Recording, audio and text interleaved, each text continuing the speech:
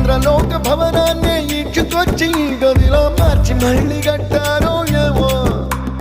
మాయజాలము తెలుసు మంత్రగారడి తెలుసు రెంటి కన్న ఇది ఇంకోటేమో నీలాకాశం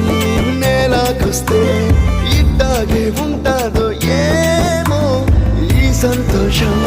దాచాలంటే హృదయాలు ఓ వంద కావాలేమో ఇంతందంగా ఉంటుందా ఈ లోకం ఇన్నాళ్ళు ఈ మనసుకి తెలియాలేదే పాపం